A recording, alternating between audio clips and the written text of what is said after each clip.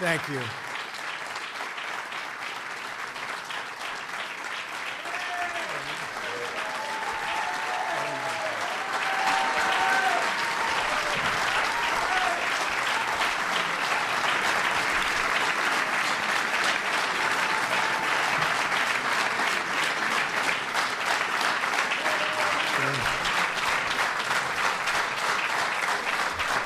Thank you very much. Thank you. Today, Israel takes a big step towards peace.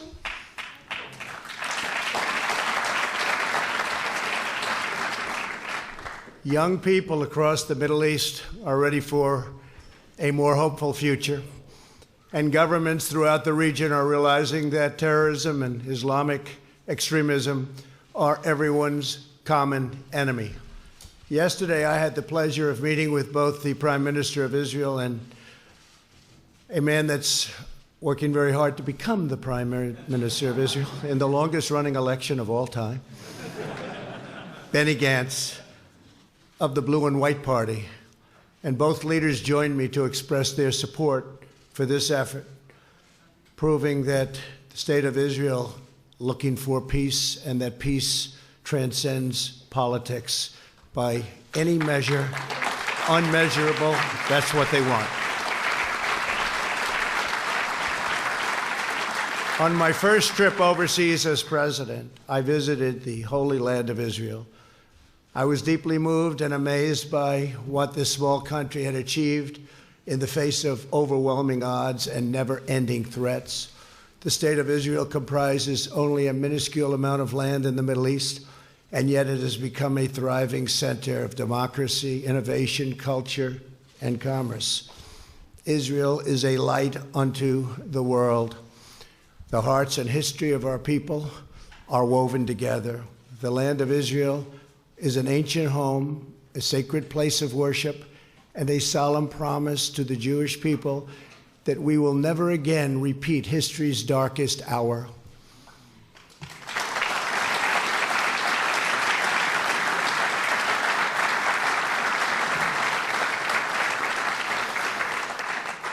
During my trip to Israel, I also met with Palestinian President Abbas in Bethlehem. I was saddened by the fate of the Palestinian people. They deserve a far better life. They deserve the chance to achieve their extraordinary potential. Palestinians have been trapped in a cycle of terrorism, poverty, and violence, exploited by those seeking to use them as pawns to advance terrorism and extremism. I returned from my visit determined to find a constructive path, and it's got to be a very powerful path forward in the Israeli-Palestinian conflict. To further this effort, I also met with President Abbas at the White House. Forging peace between Israelis and Palestinians may be the most difficult challenge of all. All prior administrations from President Lyndon Johnson have tried and bitterly failed. But I was not elected to do small things or shy away from big problems.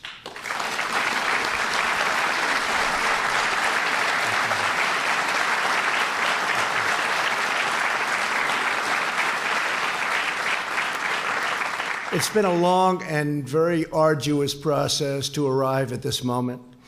On Sunday, I delivered to Prime Minister Netanyahu my vision for peace, prosperity, and a brighter future for the Israelis and Palestinians. This vision for peace is fundamentally different from past proposals.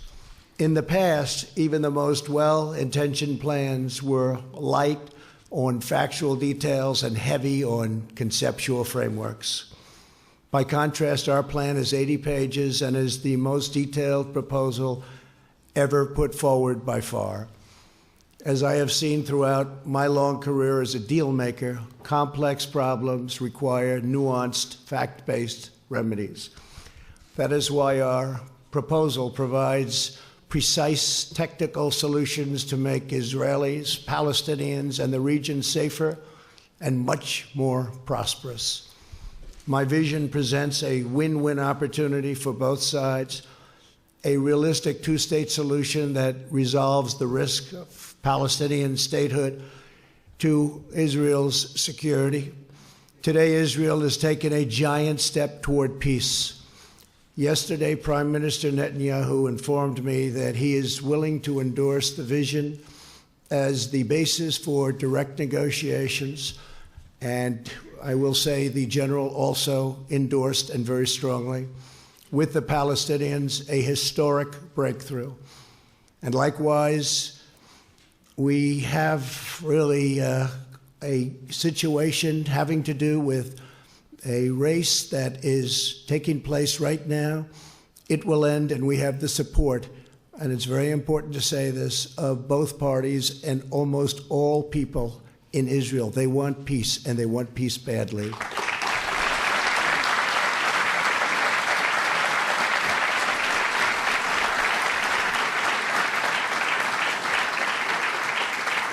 This is the first time Israel has authorized the release of a conceptual map illustrating the territorial compromises it's willing to make for the cause of peace, and they've gone a long way.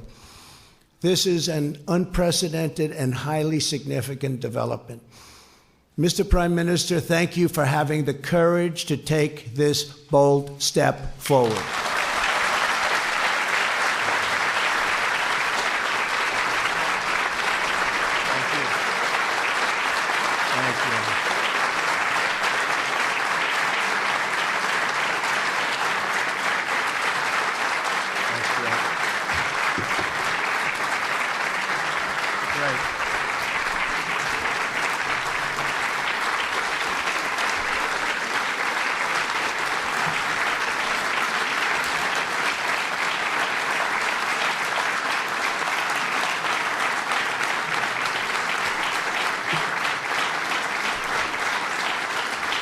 Bibi, we have a lot of powerful people in this room, a lot of the people that can help make it work. So that's quite a thunderous applause. Thank you very much. Thank you.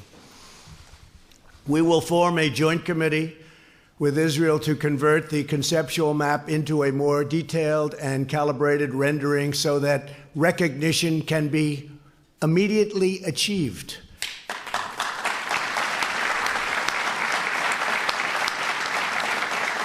We will also work to create a contiguous territory within the future Palestinian state for when the conditions for statehood are met, including the firm rejection of terrorism.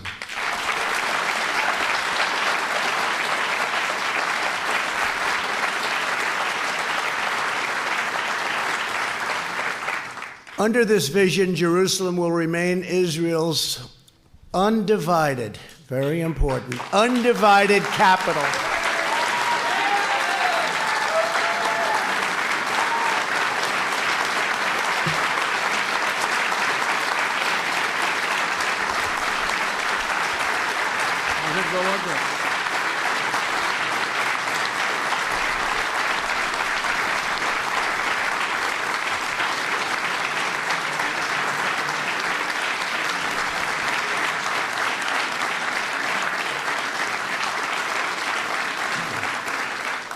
But that's no big deal, because I've already done that for you, right? We've already done that, but that's okay. It's going to remain that way. And the United States will recognize Israeli sovereignty over the territory that my vision provides to be part of the state of Israel. Very important. And crucially, the proposed transition to a two-state solution will present no incremental security risk to the state of Israel whatsoever. We will not allow a return to the days of bloodshed, bus bombings, nightclub attacks, and relentless terror. Won't be allowed. Peace requires compromise, but we will never ask Israel to compromise its security. Can't do that.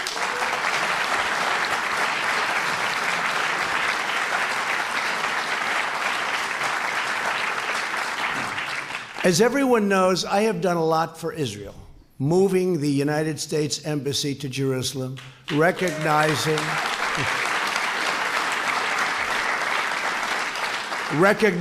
the Golan Heights,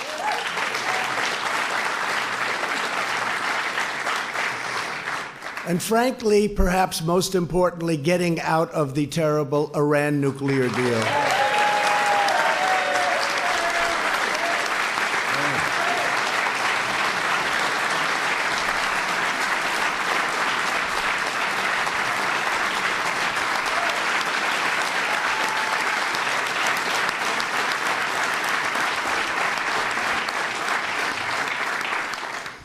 There's a lot of spirit in this room. It's true. You don't see it often. You don't see it often. Therefore, it is only reasonable that I have to do a lot for the Palestinians, or it just wouldn't be fair. Now, don't clap for that, okay? But it's true. It wouldn't be fair. I want this deal to be a great deal for the Palestinians. It has to be. Today's agreement is a historic opportunity for the Palestinians to finally achieve an independent state of their very own. After 70 years of little progress, this could be the last opportunity they will ever have, and last for a lot of reasons. We'll never have a team like we have right now. We have a team of people that love the United States, and they love Israel, and they're very smart and very, very committed, from your ambassador, David Friedman,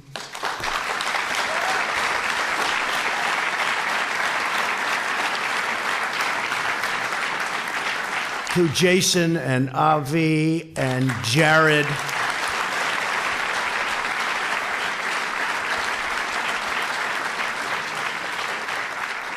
and they're all great deal makers, and they also understand the other side, and they want the other side to do well, because that's the sign of a great deal, and they understand that. And I just appreciate all of the hard work you put in, and so many of your other friends, and of course our great Secretary of State, Mike Pompeo. Whoa.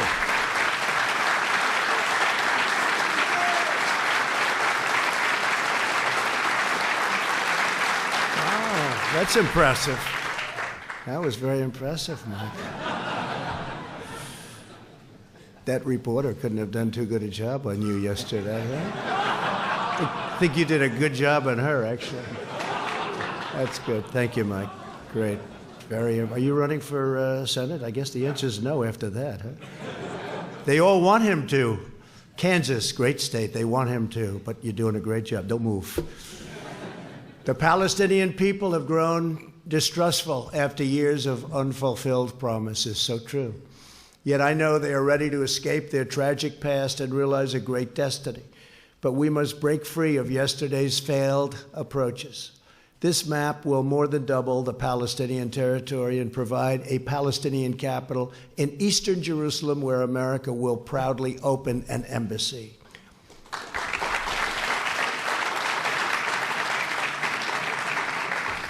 No Palestinians or Israelis will be uprooted from their homes. Israel will work closely with a wonderful person, a wonderful man, the King of Jordan, to ensure that the status quo of the Temple Mount is preserved, and strong measures are taken to ensure that all Muslims who wish to visit peacefully and pray at the Al-Aqsa Mosque will be able to do so. This is a major statement. This is of major importance. And at the same time, our vision will deliver massive commercial investment of $50 billion into the new Palestinian state. You have many, many countries that want to partake in this, and many of them are surrounding. They all want this to happen. Virtually every one of them want this to happen, and I think, Bibi, you know that very well. You're going to have tremendous support from your neighbors and beyond your neighbors. Over the next 10 years, if executed well, 1 million great new Palestinian jobs will be created. Their poverty rate will be cut in half, and their poverty rate is unacceptable now and only getting worse. Their GDP will double and triple, and much-needed hope, joy, opportunity, and prosperity will finally arrive for the Palestinian people. Our vision will end the cycle of Palestinian dependency upon charity and foreign aid. They will be doing phenomenally all by themselves. They are a very, very capable people.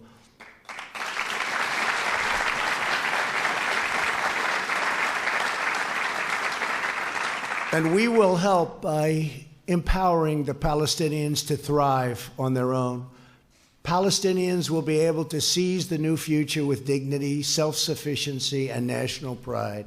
To ensure a successful Palestinian state, we are asking the Palestinians to meet the challenges of peaceful coexistence.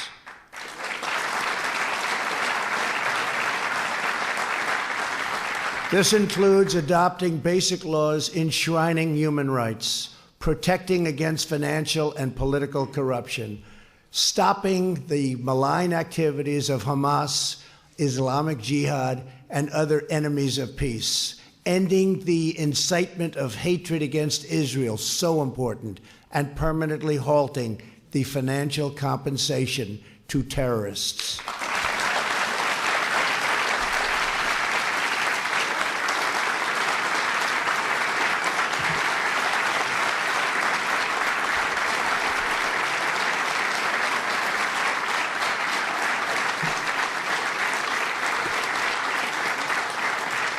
And perhaps most importantly, my vision gives the Palestinians the time needed to rise up and meet the challenges of statehood. I sent a letter today to President Abbas. I explained to him that the territory allocated for his new state will remain open and undeveloped for a period of 4 years. During this time, Palestinians can use all appropriate deliberation to study the deal, negotiate with Israel, achieve the criteria for statehood, and become a truly independent and wonderful state. President Abbas, I want you to know that if you choose the path to peace, America and many other countries, we will be there. We will be there to help you in so many different ways, and we will be there every step of the way. We will be there to help.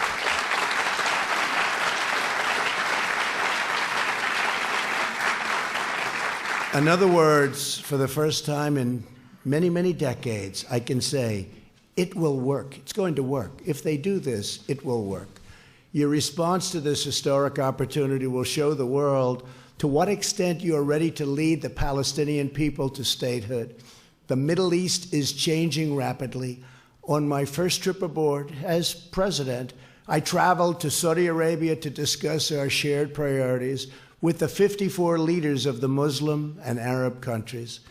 I made clear that all civilized nations share the same goals, stamping out extremism, creating opportunity for the region's youth, and we have to take care of the region's youth. The region's youth is growing up with no hope. We have to take care of the region's youth and existing in harmony with one's neighbors. Since that time, immense progress has been made. A growing number of nations have taken strong stands against terrorism and radicalizations. You see it. Thanks to the courage of U.S. forces, the ISIS territorial caliphate, 100%, not 95%, not 99 or any other percent, 100% of the caliphate, ISIS, is destroyed, and its savage leader, al-Baghdadi, is now dead.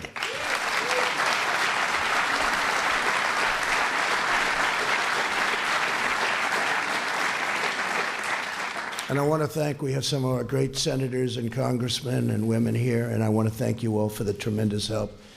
Thank you very much, Jim, Ted, everybody, Steve. Our leader, thank you. Mark, thank you. Great people. These are great people. They work so hard, and they love this country. The Iranian regime is isolated and weakened greatly. We eliminated Qasem Soleimani, the world's top terrorist.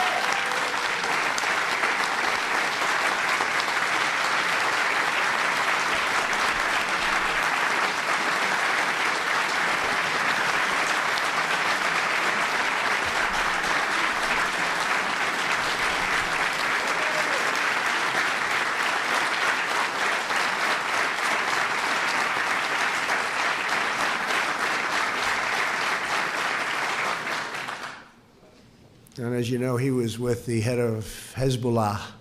I don't think they were up to anything good. I don't think so.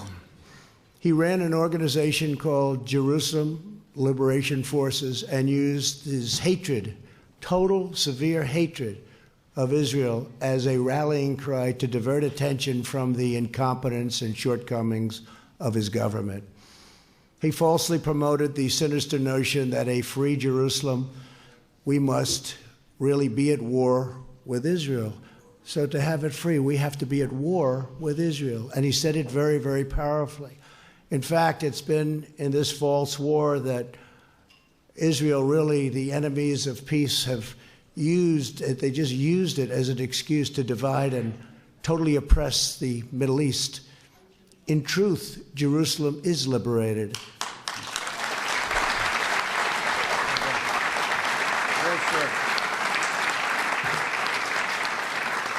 Jerusalem is a safe, open, democratic city that welcomes people of all faiths and all places. It is time for the Muslim world to fix the mistake it made in 1948 when it chose to attack instead of recognize the new state of Israel. It's time.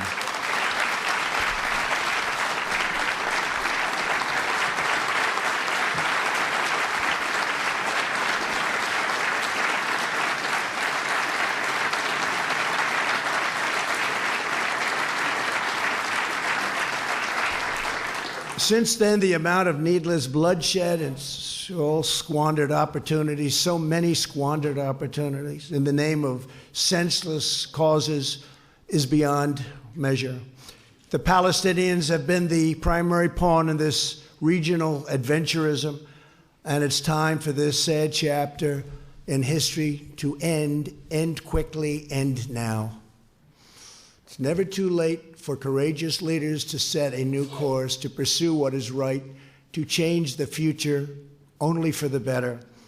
America is prepared to work with all parties on our vision. So many other countries are willing, ready, and able to work with us. I've spoken to many of them. I cannot believe the amount of support this morning has. I cannot believe it. I have been called by leaders, Boris called, so many called, and they're all saying whatever we can do to help. They all want to see it happen.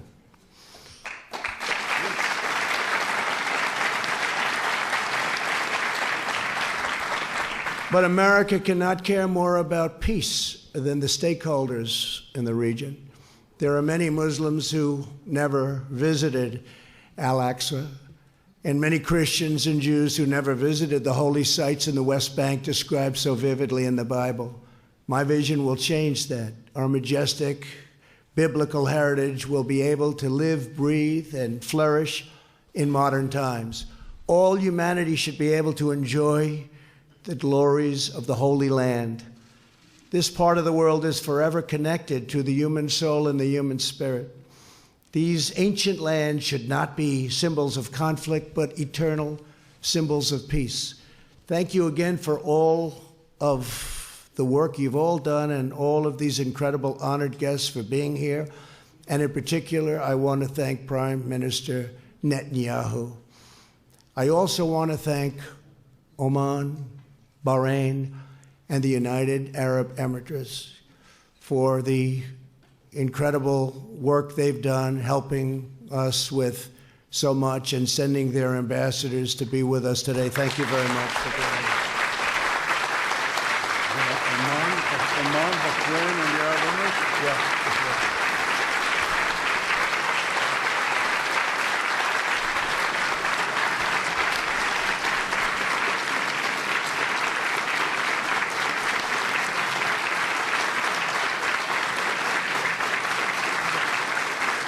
Thank you very much. Thank you very much. Please give our regards. America's partnerships in the region have never been greater, and our alliance with the State of Israel has never, ever been stronger than it is today.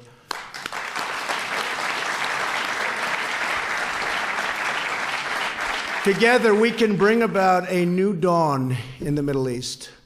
And I would now, again, just like to thank everybody and a very special group of people, an incredible group of people. So many have been with us on this journey right from the beginning, and we're getting there. They say it's the toughest deal ever to make. In business, when I have a tough deal, people would say, this is tougher than the Israelis and the Palestinians. They used it as an excuse, meaning that was always the standard. Actually, there's nothing tougher than this one, but we have to get it done. We have an obligation to humanity to get it done.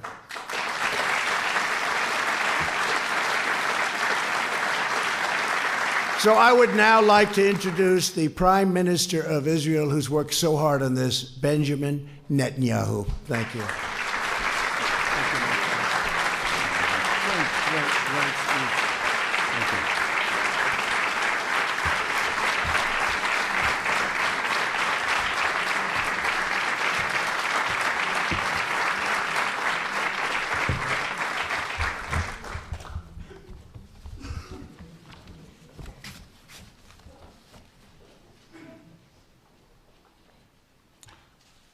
In the Middle East, we drink water before a long voyage.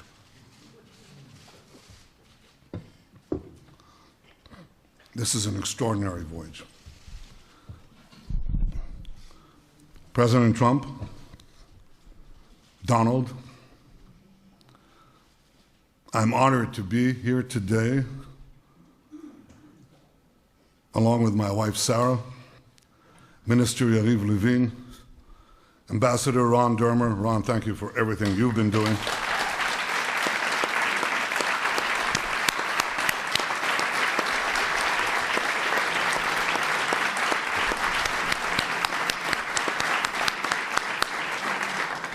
National Security Advisor Meir Ben Shabbat, thank you too, Mayor. And our entire delegation. We are honored to be here with you, Mr. President, with Secretary of State Mike Pompeo. We applaud you, Mike.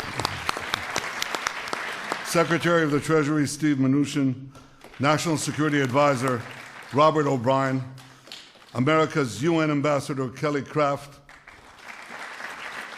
Jared Kushner and Ivanka, it's good to see you both.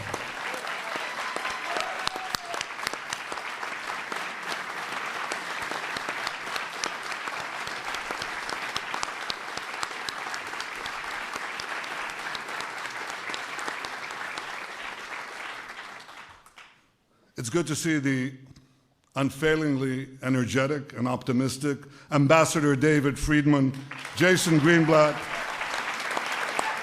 Avi Berkowitz, Brian Hook, and the rest of your exceptional peace pan, Mr. President. It's good to be here with the other distinguished ladies and gentlemen of your administration, with senators and members of Congress who are Israel's greatest friends on Capitol Hill. Thank you.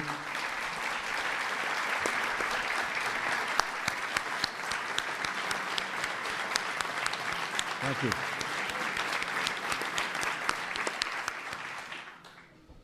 With the ambassadors of the United Arab Emirates, Bahrain, and Oman, what a pleasure to see you here, and what a sign it portends. I was going to say of the future, what a sign it portends of the present.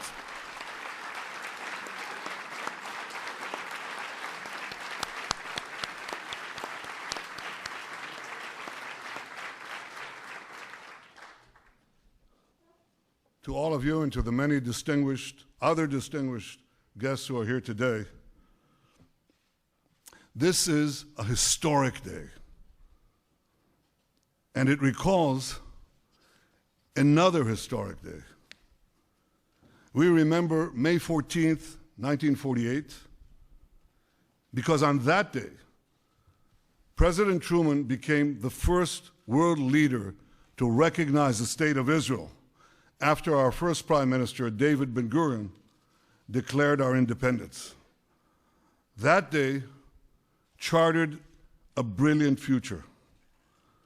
Mr. President, I believe that down the decades, and perhaps down the centuries, we will also remember January 28th, 2020, because on this day, you became the first world leader to recognize Israel's sovereignty over areas in Judea and Samaria that are vital to our security and central to our heritage.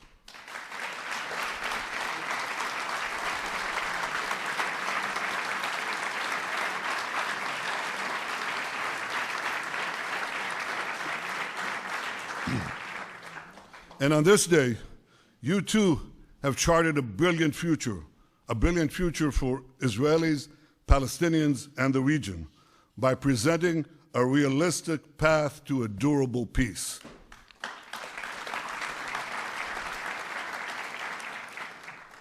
Since the moment of its birth, Israel has yearned for peace with our Palestinian neighbors and peace with the broader Arab world. For decades, that peace has proved elusive, despite so many well-intentioned plans. One after the other, they failed. Why did they fail? They failed because they did not strike the right balance between Israel's vital security and national interests and the Palestinians' aspirations for self-determination. Too many plans tried to pressure Israel to withdraw from vital territory like the Jordan Valley. But you, Mr. President, you recognized that Israel must have sovereignty in the Jordan Valley and in other strategic areas of Judea and Samaria, rather than pay easy lip service to Israel's security and simply shut your eyes, hope for the best. You recognize that Israel must have sovereignty in places that enable Israel to defend itself by itself.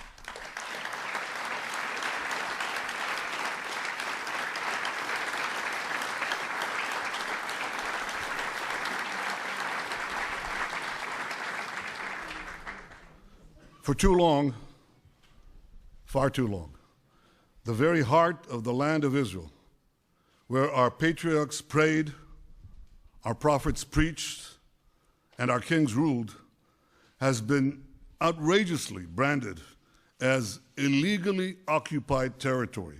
Well, today, Mr. President, you are puncturing this big lie.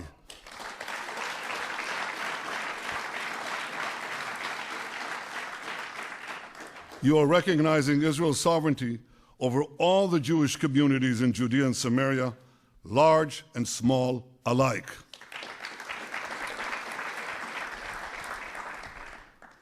These, as the distinguished pastors who are here know very well, these are places inscribed in the pages of the Bible.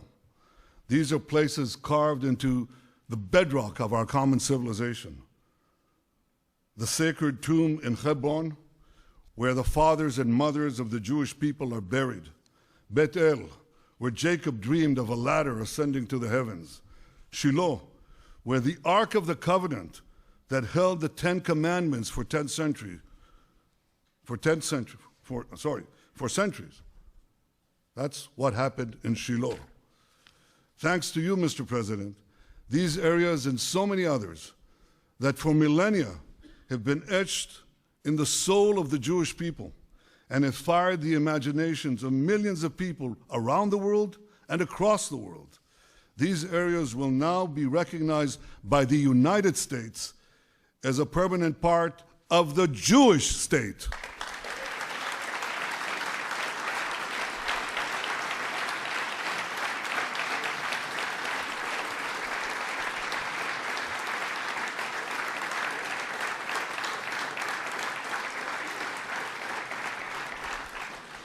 Mr. President, because of this historic recognition, and because I believe your peace plan strikes the right balance where other plans have failed, I've agreed to negotiate peace with the Palestinians on the basis of your peace plan.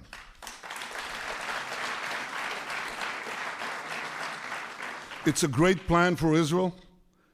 It's a great plan for peace. Frankly, Mr. President, given all that you have already done for Israel, I'm not surprised. You have been the greatest friend that Israel has ever had in the White House.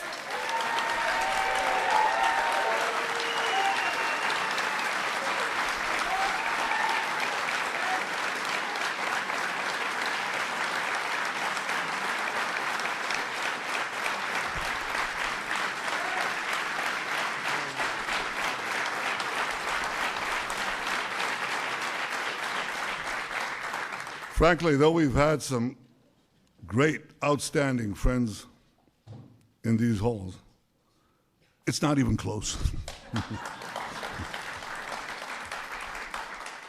Your historic decisions to recognize Jerusalem as Israel's capital, to recognize Israel's sovereignty over the Golan Heights, to reaffirm Israel's legal claims in Judea and Samaria, to stand up to Iran, to pull out of that dangerous Iran deal, to confront is not the word, to eliminate Qasem Soleimani, to support and encourage unbelievable cooperation between Israel and the United States in the military and strategic and intelligence fields. All this bear testament to the friendship and depth of your leadership and commitment to Israel.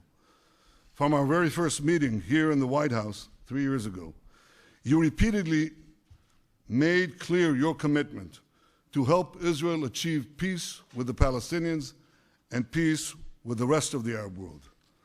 Mr. President, I share that commitment, and I look forward to working with you to achieve a peace that will protect Israel's security, provide the Palestinians with dignity and their own national life, and improve Israel's relations with the Arab world. Your peace plan advances all these goals. First, it addresses the root cause of the conflict, by insisting that the Palestinians will finally have to recognize Israel as the Jewish state.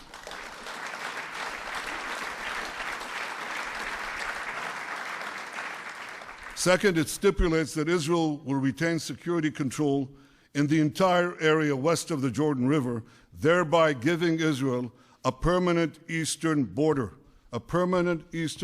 to defend ourselves across our longest border. This is something we've longed to have. We now have such a recognized boundary. Third, your plan calls for Hamas to be disarmed and for Gaza to be demilitarized.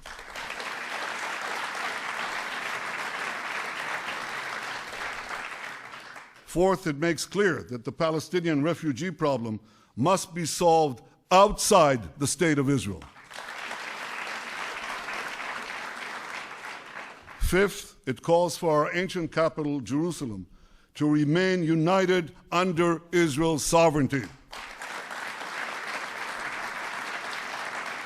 It, of course, ensures that religious sites remain accessible to all faiths, and it maintains the status quo on the Temple Mount. Sixth, your plan does not uproot anyone from their homes, Israelis and Palestinians alike. Instead, it proposes innovative solutions whereby Israelis will be connected to Israel and whereby Palestinians will also be connected to one another. That helps if you have these real estate people, you know. They can come up with things normal human beings don't think about, and they have. Mr. President, Israel wants the Palestinians to have a better life. We want them to have a future of national dignity, prosperity, and hope. Your peace plan offers the Palestinians such a future. Your peace plan offers the Palestinians a pathway to a future state. I know that it may take them a very long time to reach the end of that path. It may even take them a very long time to get to the beginning of that path. But if the Palestinians are genuinely prepared to take that path, if they're genuinely prepared to make peace with the Jewish state, and if they agree to abide by all the conditions you have put forward in your plan, Israel will be there. Israel will be prepared to negotiate peace right away.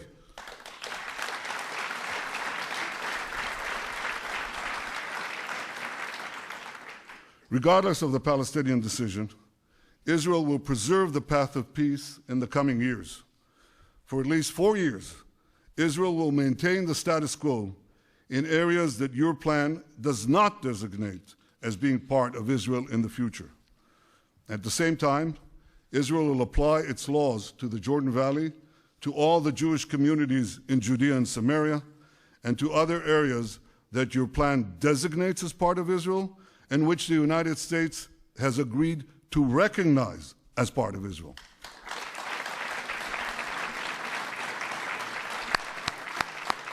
I like that.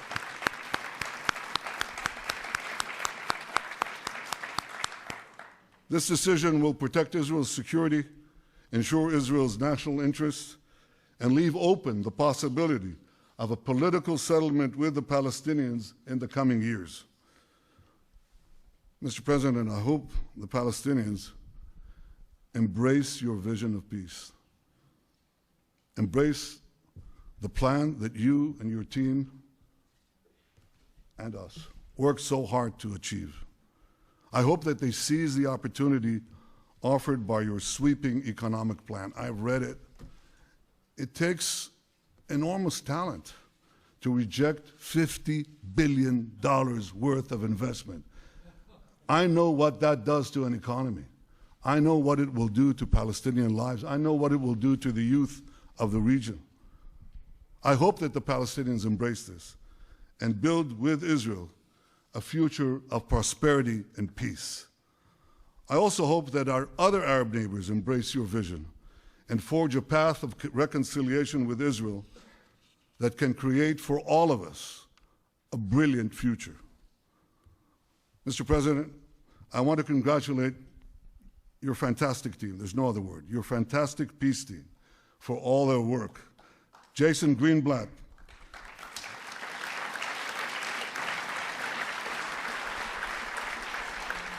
thank you, Jason, for the terrific job you did as America's peace envoy for nearly 3 years. Avi Berkowitz, thank you for stepping out. Thank you, Avi, for stepping out from your important behind-the-scenes role and ably working in those past few months to get this plan done. Ambassador David Friedman, thank you, David.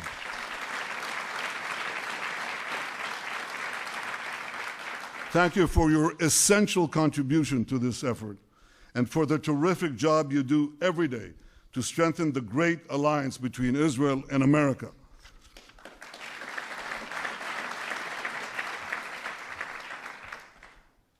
And Jared Kushner, without your wisdom, your persistence, your resolve, this day would have never come.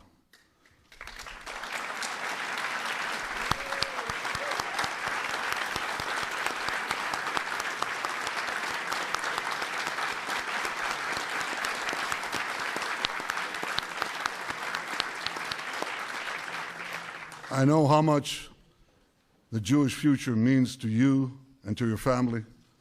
Well, Jared, today you have helped secure that future. The Jewish state owes you, and it owes President Trump, an eternal debt of gratitude.